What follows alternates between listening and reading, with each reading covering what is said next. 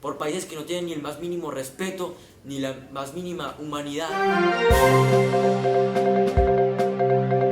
Hola, sean bienvenidos todos ustedes, damas y caballeros, al noticiero de World Times.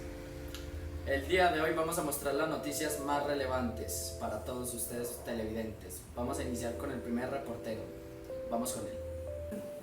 500.000 de personas escapan hacia la frontera turca por sus combatientes en Idlib, en la que se han convertido en la peor crisis humanitaria en casi 9 años de conflicto. El novelista alpino Mahir Dawood tiene un dilema: quedarse con su familia en el pueblo de Agrabeit y quizás morir bajo los bombarderos salvajes de las fuerzas oficialistas de Siria, o tratar de huir a Turquía y quizás morir tiroteado por los soldados turcos que cierran la frontera a cal y canto. Este es el día a día para cada vez más civiles sirios. Mientras unos huyen con lo opuesto de sus hogares, ante el rápido avance de las tropas leales, el gobierno de Bashar Assad, otros como Dabul, que ya huyeron en el pasado, se ven atrapados entre los cañones de los asadistas y los de los uniformados turcos. En otro drama humanitario, en la atroz guerra, en pleno invierno, los cerros con olivares fronterizos con Turquía se han convertido en un mar de lonas blancas que alojan a decenas de miles de desplazados por dos choques resignados a vivir a la deriva.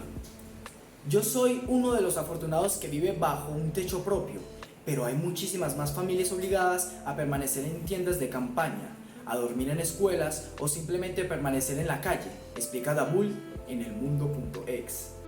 Grupos pro derechos humanos alertan de que en las últimas 2 semanas al menos 150.000 personas se han visto forzadas a huir de sus hogares por los bombardeos en la provincia de Idlib, el último bastión opositor habilitado por más de 3 millones de personas. En total son 500.000 los desplazados a áreas fronterizas y allí acorralados desde el pasado diciembre. En sus intentos por aniquilar a los opositores para retomar todo el territorio, el ejército sirio y sus aliados, la aviación rusa y las milicias chiíes patrocinadas por Irán, han llegado a bombardear las vías de retirada de los más inocentes. Turquía hace el resto, bloqueando las fronteras para evitar acoger a más refugiados. Mahir pasó gran parte de los casi 9 años de guerra en Siria, en Alepo, donde estudió filosofía en 2012. Empujado por los combates entre fuerzas gubernamentales y rebeldes, optó por migrar a Turquía, donde encadenó trabajos para la ONG. La necesidad de apoyar a sus padres y a sus hermanos incapacitados para saltar la verja hacia el suelo turco lo trajo de vuelta a Siria en 2017. Ahora, Mahir no sabe si plantearse en tercer exilio y dice: no hay demasiadas opciones, lamenta, o logro cruzar a Turquía o muero. De todos modos, a diario oímos de personas que mueren tratando de cruzar o que son apeladas por los militares. Por lo tanto, reconoce: es difícil tener un buen plan, no tengo más sitio que este y tampoco puedo regresar a zonas bajo control de Assad. Añade, aún con la memoria fresca de los muchos activistas que confiaron en las promesas de no ser reprimidos si se entregaban, pero que lo pagaron gravemente. Otro que rechaza permanecer en el suelo gubernamental. Si los asadistas avanzan, es el periodista ciudadano y activista Fared Al-Hor, que perdió a su tía cuando un ataque aéreo destrozó su casa en Marat al-Numan. La pasada primavera, hoy también mide sus opciones para ir a Turquía junto con su hermana pequeña. Estamos siendo asesinados en silencio por el régimen de Assad y Rusia, y la comunidad internacional nos está viendo morir sin más, critica. Ankara, que durante años ha apuntalado a fuerzas opositoras de todo pelaje, ha llegado a acoger a 3,5 millones de refugiados en su suelo. Pero esta política de puertas abiertas a los huéspedes, de la que antaño se enorgulleció el presidente Recep Tayyip Erdogan, ha sido revertida por el mismo líder en cuanto detectó que la migración le quitaba votos. Temerosa de que la actual ofensiva oficialista sobre Idlib desborde sus fronteras, Turquía ha optado por intensificar su actividad en esa zona. El año pasado, turcos y rusos firmaron un acuerdo que, entre otras medidas, establecía un alto al fuego para Idlib. El ejército turco estableció una línea de puestos de observación para minimizar los choques. Sin embargo, dada la hegemonía en Idlib de milicianos afines Al-Qaeda, Moscú y Damasco prosiguieron con sus ataques, con Ankara mirando hacia otra parte, pero al llevar la situación al borde de la crisis humanitaria total. Y la muerte de 7 soldados turcos en un convoy bajo fuego sirio este lunes estaba provocando un cambio de tornas. Turquía ahora estaba a la ofensiva, apoyando directamente a los opositores y enviándole refuerzos a Siria. Erdogan le ha dado un ultimátum para replegarse en Idlib, que termina a finales de este mes. A Rusia le ha dicho que no se entrometa en su camino. Esta situación de crisis, la mayoría en toda la guerra por su magnitud, puede estallar en breve en Sakarya. Al estar en la ciudad de Idlib con presencia turca y bajo un intento de asedio, Ankara está ante la disyuntiva de chocar cuerpo con Rusia y Siria o retirarse, cuyo precio lo pagaría la población. En resumen, como dice la noticia, las personas de Siria están migrando a Turquía, ya que están siendo bombardeadas por Irán y otros grupos activistas cuyas ideologías se contraponen a la soberanía actual del país, del Medio Oriente, que son apoyados por países cuyos intereses no son ideológicos, sino comerciales por el petróleo que poseen estos piros guarros.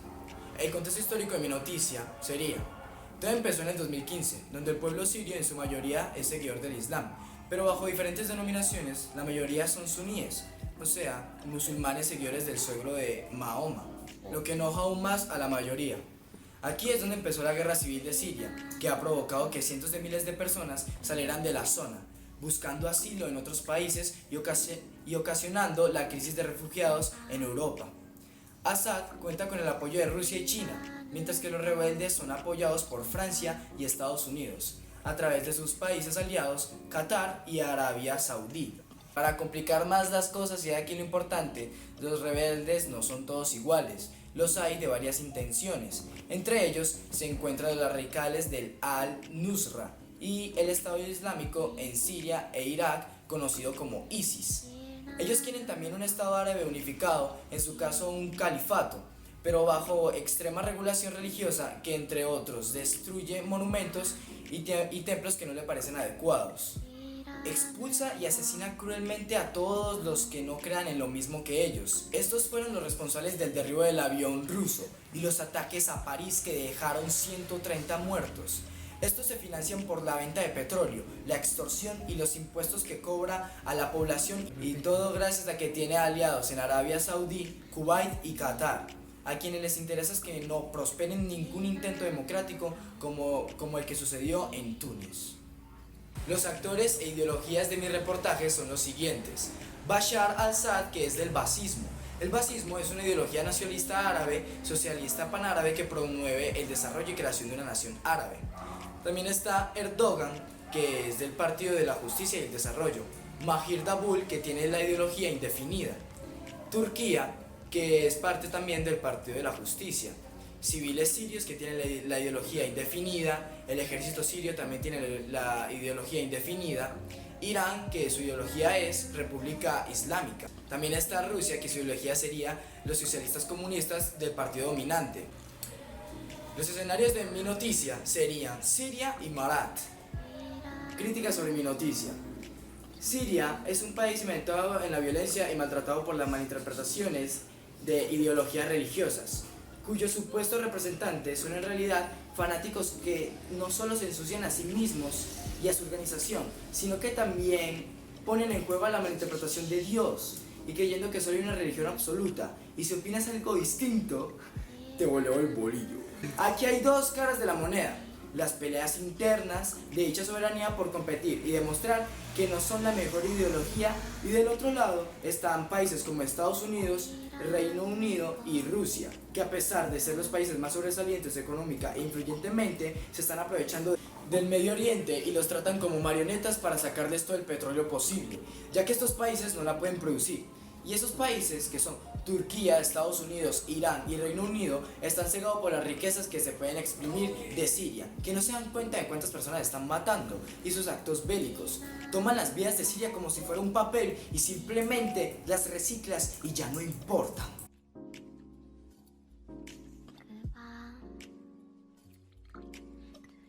Muy buenos, queridos y queridas televidentes. El día de hoy les presentaré la noticia y los detalles más importantes del ex hacker de sombrero negro Julian Assange. Más de 100 médicos piden que Assange reciba atención sanitaria urgente. El fundador de Wikileaks está encarcelado en una prisión británica de alta seguridad. Unos 60 doctores ya advirtieron de que Assange podría morir en la cárcel si no recibe atención médica. Más de un centenar de médicos piden que el fundador de Wikileaks, Julian Assange, encarcelado en una prisión británica de alta seguridad de Belmarsh, reciba atención sanitaria urgente. En una carta publicada este lunes en la revista científica The Lancet.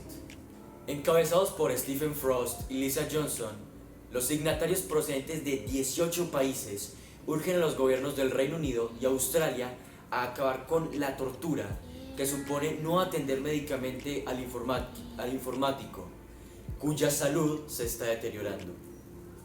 El periodista australiano de 48 años está detenido en Belmarsh, a la espera de un juicio que iniciará a finales de febrero, que trata de un juicio de extradición solicitado por Estados Unidos que le reclama por la difusión de cables diplomáticos confidenciales en 2010. Este martes comparecen ante la prensa en Londres algunos de los colaboradores de Assange, entre ellos el director de Wikileaks, Christine Harrison, y su abogada Jennifer Robinson, antes de que el miércoles se celebre una vista judicial preliminar.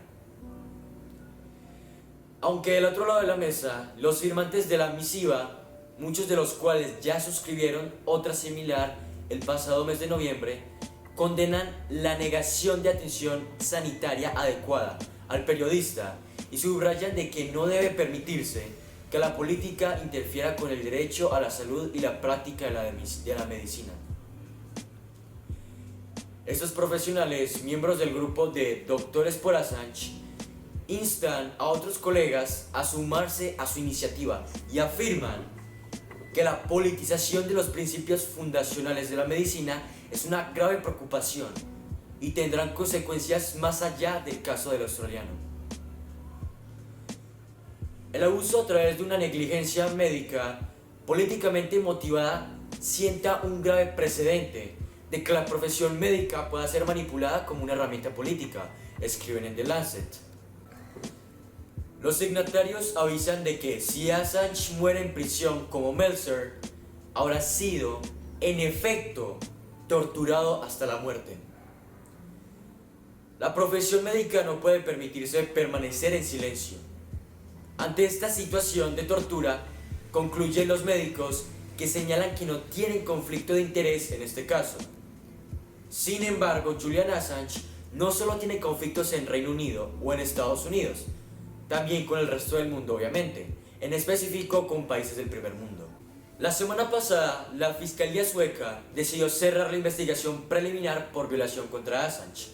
También se dice que la Fiscalía Superior sueca, Eva Marie Persson, justificó el cierre de la pesquisa contra el periodista por el debilitamiento de las pruebas y la falta de argumentos para la acusación. No obstante, Estados Unidos acusa al periodista de conspiración para infiltrarse en sistemas informáticos gubernamentales. El periodista, que siempre se declaró inocente, estuvo refugiado en la Embajada de Ecuador en Londres desde 2012, hasta el pasado abril, cuando fue detenido por la policía británica, una vez que el gobierno de Quito le retiró el estatuto de refugiado. Assange se había refugiado en la legación diplomática ecuatoriana para evitar ser extraditado a Suecia, que le requería por delitos sexuales, pero tras la decisión de la semana pasada de la fiscalía de ese país, le queda solo el proceso estadounidense. Resumiendo lo que he dicho, cabe destacar que Julian Assange ha sido detenido por el gobierno británico y se encuentra actualmente en la cárcel de Belmarsh por delitos informáticos que ha estado cometiendo por más de 2 décadas. Y de aquí la razón por la cual lo han exprimido de todas las formas en que se puede explotar a una persona, para sacarle toda la información posible, para tener pruebas y dejarlo de por vida en prisión. Contexto histórico. Desde su primera detención en 2010, a solicitud de Suecia, que le reclamó por un caso de presuntos delitos sexuales que desde entonces ha sido cancelado. Assange ha estado confinado primero bajo arresto domiciliario en un pueblo inglés y entre 2012 y 2019 refugiado en la embajada londinense de Ecuador, que el año pasado le retiró el asilo político. Los médicos durante el 2010 y el 2019 afirman y señalan que durante todo ese tiempo el programador no ha recibido atención médica adecuada y lamentan que, según el testimonio de varias fuentes, su salud física y mental está empeorando cada vez más. No obstante, recuerdan que en una comparecencia judicial el pasado octubre del año pasado apareció pálido y con bajo peso, cojeando y con problemas para concentrarse y comprender el proceso que definirá su vida y el futuro de los países a quienes Assange ha acusado de abusar del poder y la inocencia de los ciudadanos y ciudadanas de todo el mundo. Las ideologías y los actores de mi noticia son los siguientes. Iniciamos con Julian Assange, que es independiente y pertenece a The WikiLeaks Party. Los 60 médicos no tienen una ideología definida, al igual que Stephen Frost y Lisa Johnson.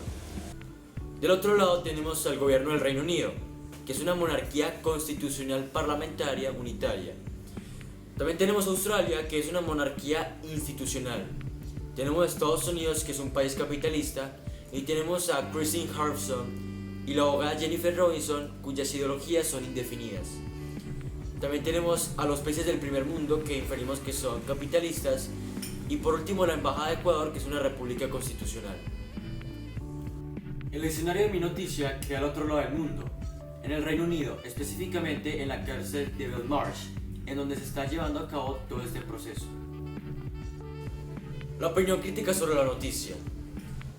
Al observar esta realidad de que se está torturando a una persona por haber cometido crímenes y por poner en jaque mate a más de un imperio, y claro, dirás que es obvio que lo encarcelen y lo metan en la cárcel por ser tan imbécil.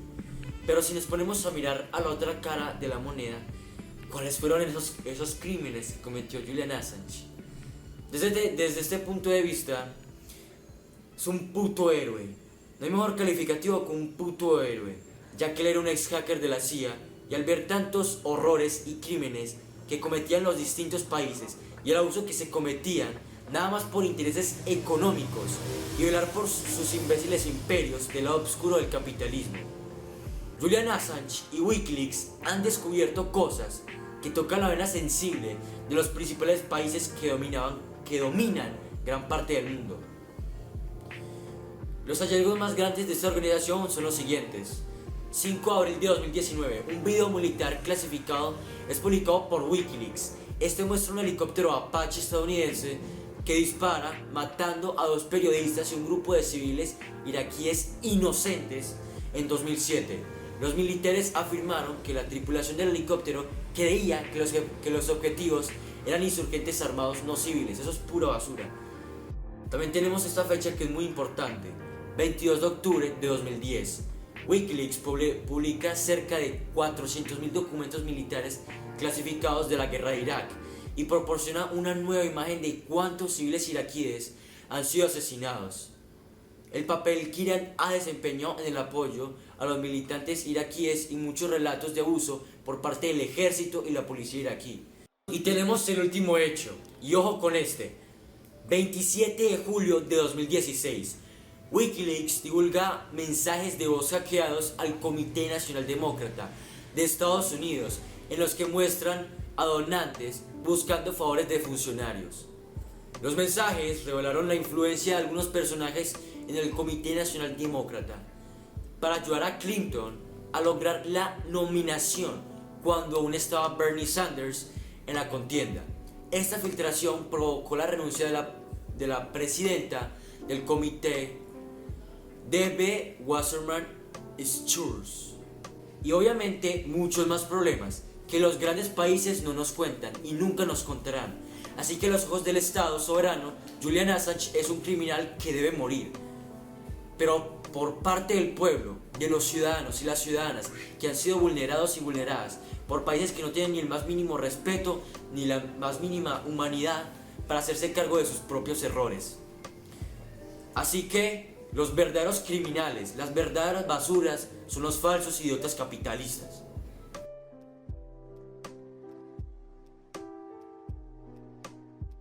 Abren investigación al presidente Duque por declaraciones de Aida Merlano. En una entrevista con la revista Semana, Merlano aseguró que el empresario Julio Gerlain y la familia Char, un poderoso clan político del Caribe colombiano, compraron votos para favorecer la elección de Duque en la segunda vuelta de junio del 2018. John Jairo Cárdenas dice: hemos tomado la decisión de aperturar la investigación, luego de recibir la denuncia del representante de la Cámara David Racero, del movimiento opositor Decentes contra Duque, dijo a periodistas el presidente de la comisión de acusación. Cárdenas explicó que para la investigación, la primera que se le abre a Duque, fueron designados los congresistas Edward Rodríguez, Andrés Calle y Wilmer Leal, quienes oficiarán como investigadores del proceso. A partir de este momento, ellos quedan investidos de las facultades de la comisión y la ley les confiere para adelantar todo lo pertinente en el desarrollo de esta investigación, puntualizó Cárdenas. La comisión, que es la encargada de investigar a quienes gozan de fuero, está conformada por políticos de varios partidos, y aunque se han abierto casos contra varios presidentes y expresidentes, nunca se ha condenado a nadie. Resumen: se abre investigación preliminar al presidente de la República Colombiana, Iván Duque, por declaraciones de la excongresista y abogada Aida Merlano, que afirma que se compraron votos para favorecer a Iván Duque, que de ser verdad podría ser penalizado por fraude electoral, corrupción y tráfico de votos. Contexto histórico. Aida Merlano, excongresista del Partido Conservador Colombiano, fue condenada a 15 años de cárcel por delitos electorales, luego de gastar más de 600 millones para conseguir una elección en el 11 de marzo del 2018, logrando 7.250 votos. En 2014 fue elegida como miembro del Congreso de la República de Colombia, en calidad de representante a la Cámara por Atlántico, para el periodo legislativo 2014-2018. En 2018 aspiró a ser senadora de la República de Colombia por el Partido Conservador, obteniendo su candidatura. Poco después de ganar las elecciones legislativas y quedar como senadora de la República, la Fiscalía emitió una orden de captura, luego de haberle encontrado en su sede de campaña pruebas donde había facilitado su campaña en la compra de votos. El magistrado potente del caso, Carlos Zambrano, señaló que Aida gastó más de 1.730 millones, suma que supera el monto máximo permitido, que es de 884 millones. Dentro de la investigación, las autoridades hallaron 261 millones en efectivo y una bolsa llena de certificados electorales en su sede de campaña. También encontraron armas de fuego. Actores: Cámara de Representantes, Democracia. Aida Merlano es del Partido Conservador o fue hasta el 2018. Familia Gerlain, indefinida. Familia Chair, indefinida. Iván Duque es de derecha, centro democrático, liberalismo económico y uribismo. David Racero, democracia. John Jairo Cárdenas, liberalismo, sociodemocracia. Edward Rodríguez es del centro democrático. Andrés Calle es del Partido Liberal y Wilmer Leal es del Partido Verde. Opinión. La mayoría de tráfico de votos es en zonas donde la pobreza es extrema. La gente que no ha comido en 6 días y no tiene ni dientes no van a prestarle la suficiente atención a una votación porque están literalmente muertos. Y eso demuestra la falta de humanidad, la falta de honestidad y la poca vergüenza que tienen estas personas que se hacen llamar políticos, que solo se fijan en ganar y no en realizar el debido proceso que conlleva una verdadera elección democrática. Del otro lado, obviamente, están los civiles que compran votos y por muy mal que estén, deberían de denunciar este tipo de prácticas ilegales. Es comprensible que hayan casos extremos de abusos en donde comprar un voto es la última opción, pero hay personas que simplemente lo hacen porque se les da la gana y eso demuestra la falta de humanidad que representan dichos actos. Realmente no hay mucho de qué hablar, simplemente da tristeza saber que quienes te representan a ti son personas a las que no les importa un carajo lo que demuestren con acciones que destruyen y hacen quedar mal al país.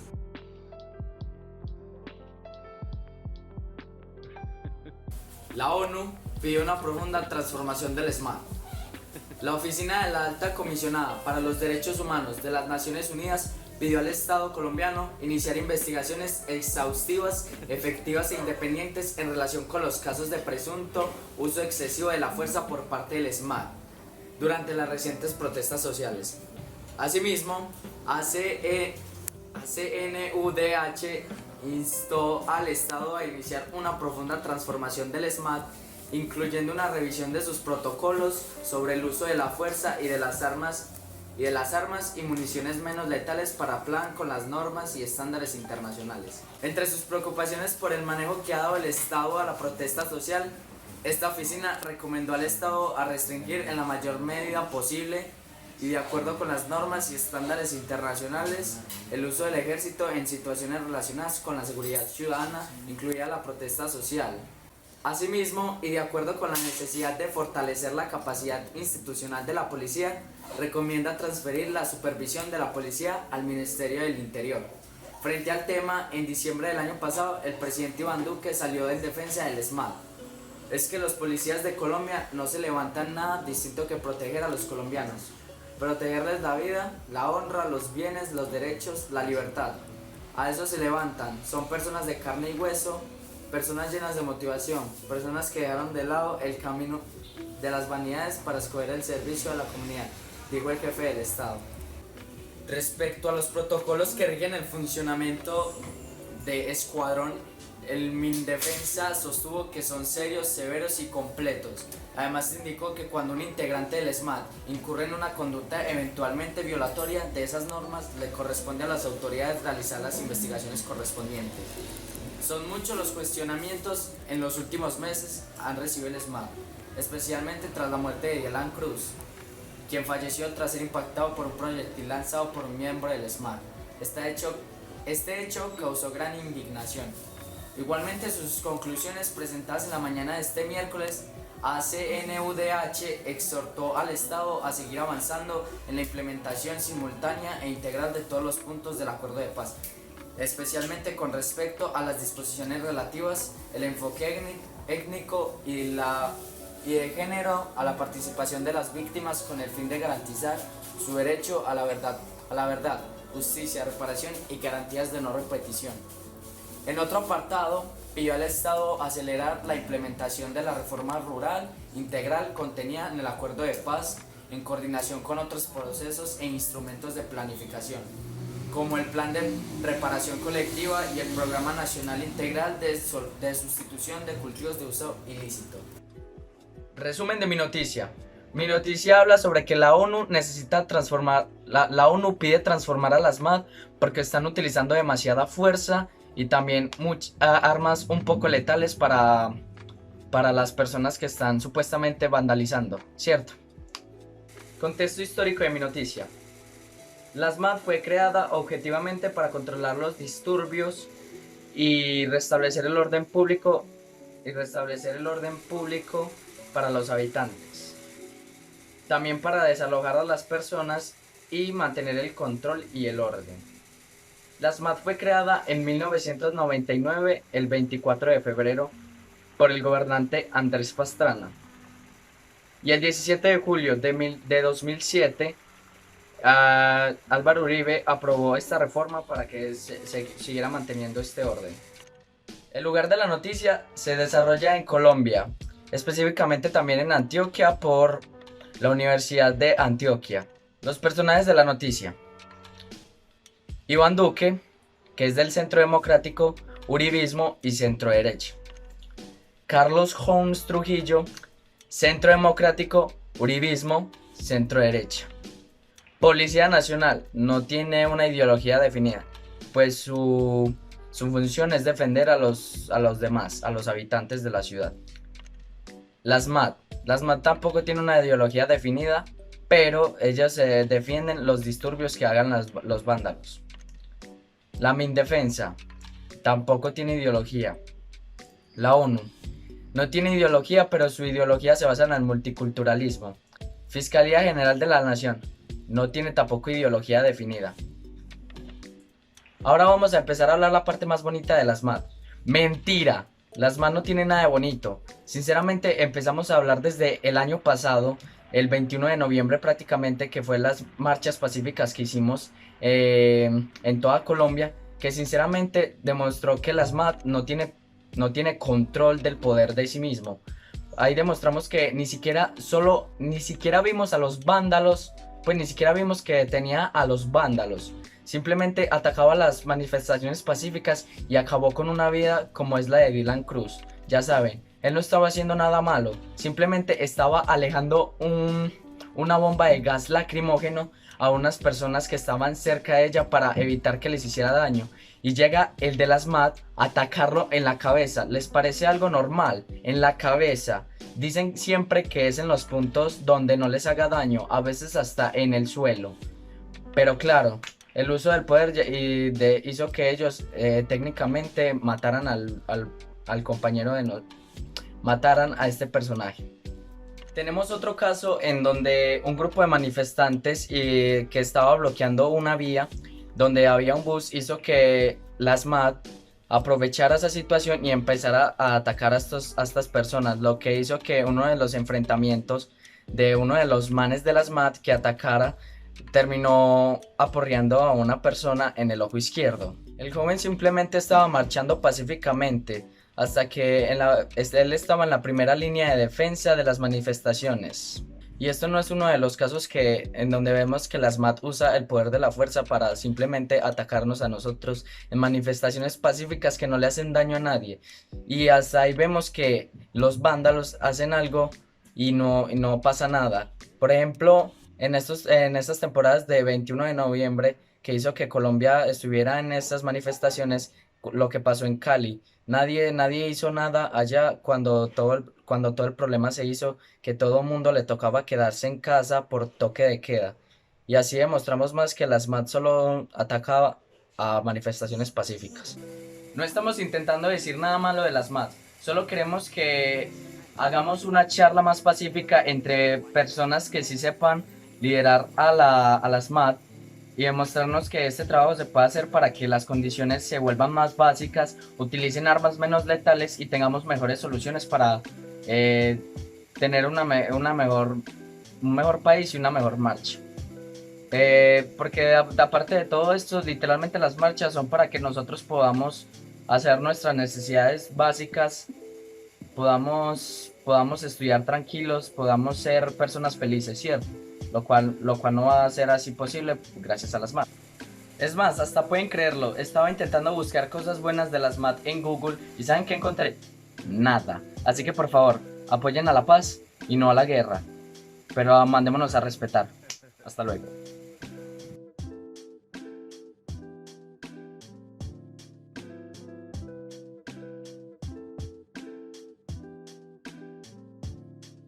Es que si en verdad les digo cuál es mi opinión pública, yo digo que las MAD no sabe ejercer un control excelente. El gobierno ni siquiera sabe manejar a las masas, solo son unos simples... Aquí le mandaron la plata al gobierno.